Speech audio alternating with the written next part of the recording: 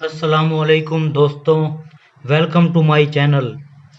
दोस्तों, इस वीडियो में मैं एक देसी ताले का रिव्यू करूंगा।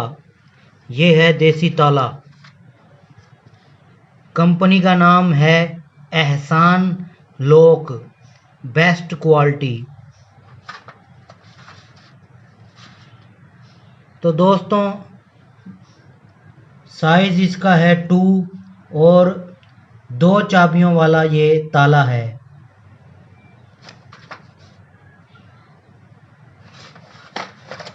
ये इसकी पैकिंग है, काफ़ी खूबसूरत। अब इसको खोलते हैं और आपको दिखाते हैं कि अंदर से ये कैसा है।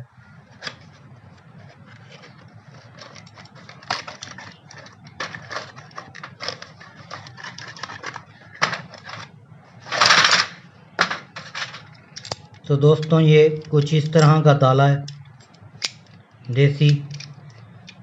ये ताला चाबी के साथ बंद होता है।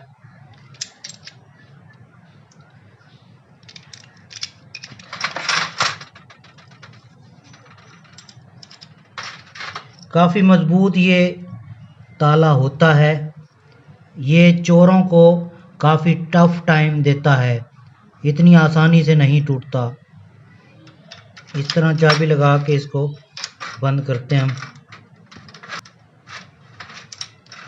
तो दोस्तों, ये ताला मुझे मिला है 320 रुपये का।